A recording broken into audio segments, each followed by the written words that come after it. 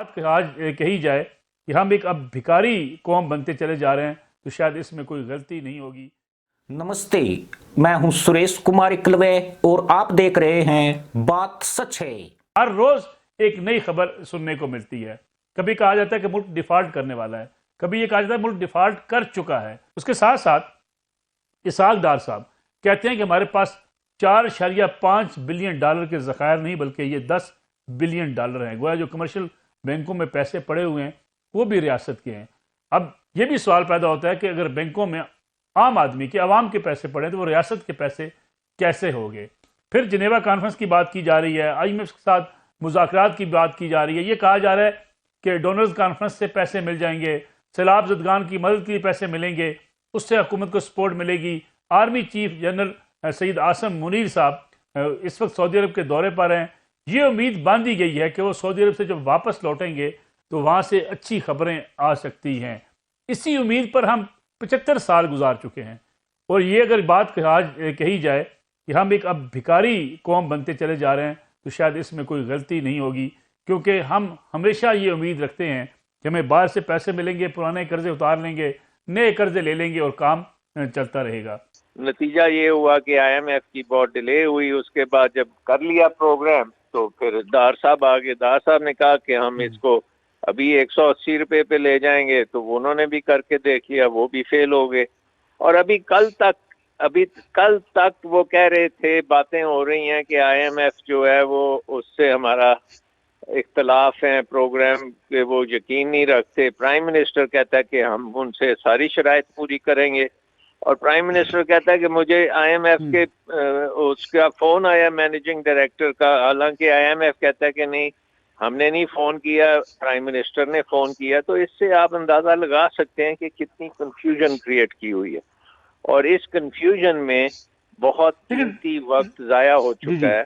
और उसकी वजह से अब हम ऐसी सतह पे पहुंचे हुए हैं कि अगर ये IMF प्रोग्राम नहीं होता तो इसका मतलब ये होगा कि हमें हमारे जो दोस्त ममालिक हैं उनकी सपोर्ट भी नहीं होगी, और उनकी अगर सपोर्ट नहीं होगी तो कम से कम जो चीनी बैंक्स हैं उनके हमने 5-6 अरब डॉलर देने हैं अगले 1-2 महीनों में, उस पे डिफॉल्ट हो जाएगा। चीन के हमने 6 अरब डॉलर देने हैं इसी साल, उस पे भी डिफॉल्ट हो सकता है। और सऊदी अरेबिया और दूसरे ममालिक के भी जो पैसे देने हैं, इस साल तकरीबन 20 अरब डॉलर हमने बंदोबस्त करना है।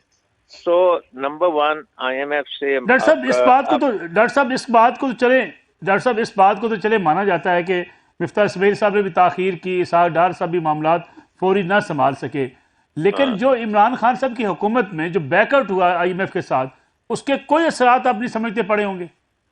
नहीं, उसमें इंटरनेशनल रिस्क प्रीमियम पे कोई फर्क नहीं पड़ा, वो बिल्कुल उसी तरह रहा। मैंने जैसे कहा आपको, लेकिन IMF के साथ बातचीत पे असरात भी नहीं पड़े।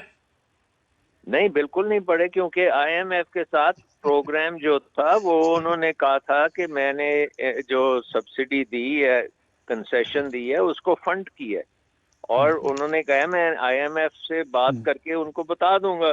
बट वो उनको बात करने से पहले ही हटा दिया गया। तो उनकी जगह पे मिफ्ताह इस्माइल साहब चले गए, और जो हमारा रिस्क प्रीमियम बढ़ा है वो तो अप्रैल में जाके बढ़ा है, जब रिजीम चेंज हो चुकी है।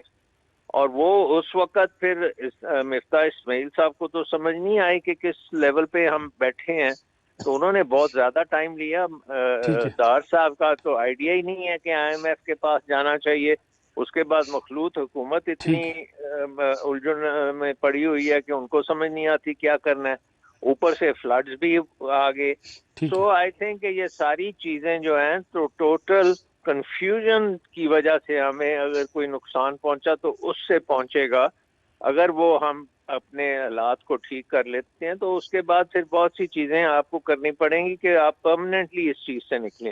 आपके रिजर्व जो है ना वो पिछले 8-9 साल में कम 3 सतह पे है। आपकी पॉलिसी रेट कोई 16% पे है, और जो सुनीद है कि आगे 2% बढ़ाने के उस चक्कर में है। और आप देखिए 30% आपकी बढ़ चुकी है, महंगाई हो चुकी है।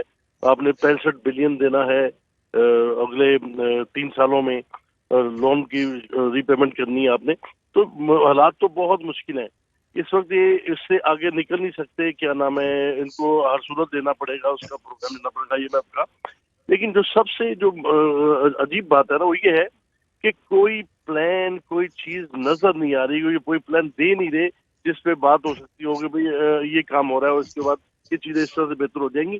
یہ یہاں پہ ایک عجیب و غریب کیوس ہے, اور بار بار ہم یہ کہتے ہیں کہ ہمیں ساتھ اس میں لیں, اور جو یہ فیصلہ کرتے ہیں نا. نمبر ایک تو یہ ہے کہ جو 28 فروری 2022 کو عمران خان صاحب نے معاہدہ توڑا تھا, اس کی تباہی کا ذکر آئی ایم ایف نے اپنی رپورٹ میں کیا ہے, کیونکہ اس سے جو قسط ملنی تھی وہ نہیں ملی. اور یہ جو بات کر رہے ہیں نا کہ انہوں نے پرووائڈ کر دیا تھا, اس کو ریجیکٹ کر دیا اسٹیٹ بینک نے. اور اسٹیٹ بینک نے یہ کہا ہے کہ مہنگائی کے جو تباہ اثرات ہیں 28 فروری کے فیصلے کے عمران خان صاحب کے, وہ 30 جون 2023 تک محیط رہیں گے, یہ اسٹیٹ بینک کہہ رہا ہے. تو اس میں تو کوئی غلط فہمی نہیں ہے, لیکن اصل تباہی اس سے پہلے آ چکی تھی, اور وہ یہ تباہی تھی کہ جب آئی ایم ایف سے مذاکرات شروع ہو رہے تھے تو پراسرار طور پر, مسٹیریس طور پر, ایسا کبھی ہوتا نہیں ہے کہ گورنر اسٹیٹ بینک سے ٹینیور پوسٹ سے استعفیٰ لے کر ایک ایسے آدمی کو جس کو کوئی پاکستان میں جانتا نہیں تھا, کسی کے حکم پر لا کے گورنر اسٹیٹ بینک بنا دیا گیا, وزیر خزانہ کو تبدیل کیا ہے. انہوں نے جو تباکن فیصلے کیے وہ یہ کیے کہ آئی ایم ایف کے پروگرام کو سسپینڈ کر دیا اور ڈسکاؤنٹ ریٹ گرا کے سستی شرح پہ قرضے دے کے بے تحاشا امپورٹس کی. اور اسٹیٹ بینک کی رپورٹ میں لکھا کہ لوگوں نے دولت کمائی. اس کا نتیجہ کیا ہوا کہ 30 جون 2022 کو امپورٹس پاکستان کی تاریخ میں سب سے زیادہ, تجارتی خسارہ پاکستان کی تاریخ میں سب سے زیادہ. ان 3-4 فیصلوں سے تباہی بربادی آ چکی تھی. میں صرف یہ عرض کر رہا تھا کہ موجودہ حکومت اس کو روکنے میں ناکام رہی, سٹے بازی کو روکنے میں ناکام رہی, اس میں قطعی کوئی شبہ نہیں ہے. لیکن اسٹیٹ بینک تو خود کہہ رہا ہے کہ جون 2023 تک اس غلط فیصلے کے اثرات جو عمران خان صاحب نے کیے تھے وہ برقرار رہیں گے. میرا صرف آپ سے کہنا یہ ہے کہ اگر 177 روپے پر 28 فروری 2022 کو ڈالر تھا اور آج یہ 2028 پر ہے, اور ایک متوازی مارکیٹ میں یہ 250-260 پر ہے, تو آپ کی ہر چیز مہنگی ہو گئی. اور اس وقت یہ آپشن نہیں ہے, یہ جو ہم بات کر رہے ہیں یہ بالکل غلط ہے. اس وقت یہ آپشن ہی نہیں ہے کہ آپ آئی ایم ایف سے ہر قیمت پر, ہر حالت میں ان سے شرائط مانیں گے, ان سے قسط لیں گے, دوست ممالک سے قسط لیں گے, سیلاب سے صدقات خیرات کے پیسے لیں گے. اصل مسئلہ جو ہمیں ڈسکس کرنا ہے وہ یہ ہے کہ کیا قسط ملنے کے بعد, دوست ملکوں سے پیسہ ملنے کے بعد, سیلاب سے جو ہے وہ ہمیں فنڈز ملنے کے بعد, قرضوں کی ری شیڈولنگ کے بعد, کیا بحران کم ہونے کے بعد معیشت بھی بہتر ہوگی؟ کیا دوبارہ آئی ایم ایف کے پاس نہیں جائیں گے؟ جو کہ یقیناً نہیں ہوگی. یہ وہ سوال ہے جس میں ہمیں اس وقت غور کرنا ہے. کیوں؟ کیونکہ اس کے بعد جو کچھ ہونے والا ہے آئی ایم ایف کے پروگرام میں ہماری تباہی بربادی کا نسخہ ہے. جب آپ روپے کی قدر گر رہی ہے, ذخیرہ اندوزی ہو رہی ہے, اسمگلنگ ہو رہی ہے, سٹے بازی ہو رہی ہے, حکومت جو ہے وہ اپنے سیاسی جھگڑوں میں لگی ہوئی ہے, عدالتوں میں ان کے کیسز چل رہے ہیں تمام ہر قسم کے, اور ڈیفالٹ کے نعرے لگائے جا رہے ہیں ملکی اور بیرونی اشرافیہ کو خوش کرنے کے لیے. ان حالات میں یہ توقع ہم کرتے ہیں کہ الیکشن ایئر میں کوئی حکومت طاقتور طبقوں کے خلاف ایکشن لے گی, یہ پاسبل نہیں ہے. اس وقت تو تمام سیاستدانوں کو یہ چاہیے تھا کہ وہ اکٹھے بیٹھتے کہ پاکستان مشکلات میں ہے, پاکستان کو ڈیفالٹ کا خطرہ ہے, ڈیفالٹ نہیں ہے, ڈیفالٹ کا خطرہ ہے. اسی کے ساتھ انمتی دوستو, جے جوان جے کسان جے ہند, وندے ماترم.